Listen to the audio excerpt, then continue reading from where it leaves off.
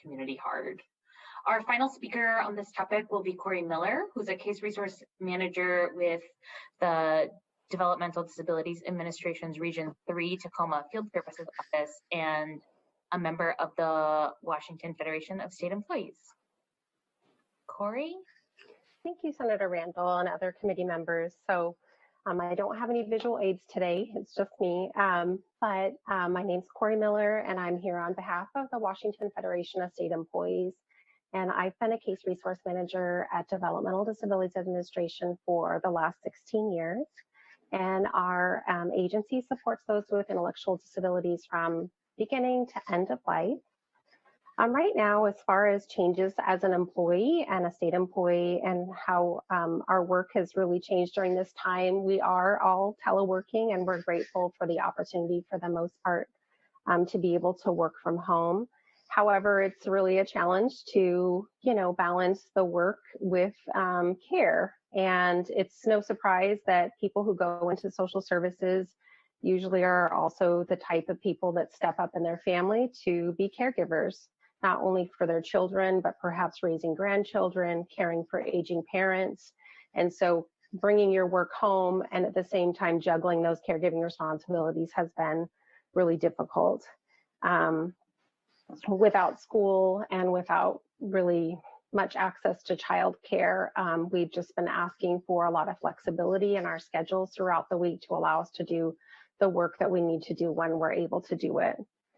As far as our clients, I have a caseload of children, and so they're really significantly impacted just due to the lack of in-person schooling and the lack of in-person therapies. So schools used to also provide, in addition to the 6 hours a day of instruction and socialization, a lot of our clients are also receiving vital therapy services like physical therapy, occupational therapy, speech therapy, behavior support, and those things virtually disappeared last spring. And even though they've started to come back in a virtual manner, most of our clients just are not able to engage in those activities virtually. And if they were, they needed someone to sit right with them, to help them navigate the screen, to help them access that. And it's just not happening, or a lot of families just are not able to provide that individualized one-on-one attention.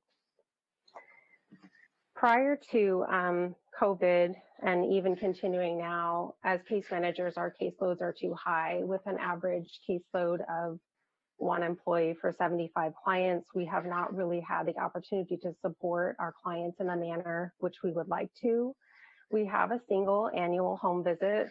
Those have been on hold as well and done virtually, but typically we're able to get out in the home for about 2 to 3 hours of in-person attention one time per year with our families. And a lot of that time is spent actually administering an assessment. So we don't get to engage with the clients in the manner we would like to always during that visit as well. However, now with COVID, our budgets are being stretched. We're seeing a lot more waiver requests denied, and we're also getting a lot of requests for exceptions to add additional services because people's budgets are running low. When you pair this with our continued furloughs, at the same time, the increased need, it's just really challenging to get it all done. I saw the budget proposal for 15% reduction agency-wide. I see some of the items on there as some of our lower budget line items, such as IFS waiver funds or community first choice personal care services. Those 2 services are usually the most cost-effective means of meeting the needs for our client in the community. Most often people use those services to give themselves a break from caregiving, or what we call respite. Respite is just really vital to the health of a family and the health of a caregiver. So right now with school closures, not providing the respite that used to be, I have a lot of parents tell me school is my respite, or my job is the only break that I get. So with school closures and job loss, the need is even elevated more. And I've actually had on my own caseload an uptick in CPS investigations screened in. And I see those families as really doing the best they know how under really challenging circumstances. But without a break, it's not unusual to see higher incidents of neglect or abuse. As waiver budgets, for IFS waiver, for instance, a family might have an annual budget of $1,200 to $3,600 per year, and that can usually support a client getting between 5 to 16 hours a month of respite, which is just a really small amount. I mean, if you think about a 5-hour break only in 30 days, that's not much time that parents would get. But that small amount does keep them from needing to request more costly services, potentially out-of-home placements. And traditionally, cutting these types of programs has resulted in support needs of clients escalating over time, resulting in requests for more expensive services like emergency room admissions, inpatient care, or even involvement with criminal justice system. I saw the language of lighter care needs used to describe the clients that cuts would most likely affect. And I would like to tell you about a client who would likely fit into the lighter care needs category. I met a man who was on our no paid services caseload several years ago, and seemingly he didn't really need a lot of in-home help. He lived with his mom, and they were taking care of things just fine without assistance from DDA. However, we were contacted by a community member who was concerned for this client's welfare. And I was able to go out and meet with him and find that his mom had actually been hospitalized for 2 months. So he'd been home alone for 2 months, and she'd left him her debit card and a little sticky note with her PIN number attached. And he had weekly deliveries from Schwann's and Smith Brothers, and he would walk to the 7-Eleven to get other things. He really seemed quite independent and was very resourceful. However, what you couldn't see was that he was living in a really terrible hoarding situation, one of the worst I'd ever seen in person. His refrigerator and freezer were so overfull that the doors didn't close and perishables were out and rotten. There was no working plumbing in the bathroom, and his only way of cooking was a small toaster oven that was piled on top of papers and magazines. He had a space heater as his source of heat, and he'd spent Christmas utterly alone, likely afraid. I found his medication still in packages, not being taken for months.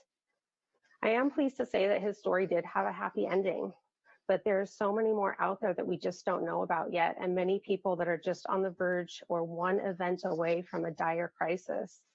His saving grace was that he remembered he previously had a case manager at DDA.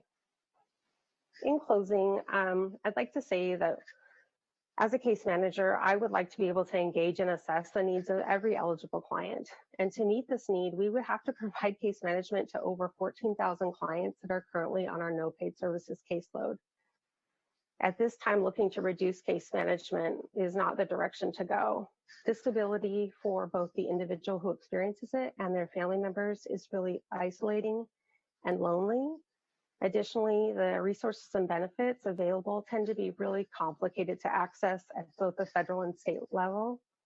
And the case manager is able to help in bridging these gaps, providing valuable resources to families so they can stay together and live happy and fulfilling lives.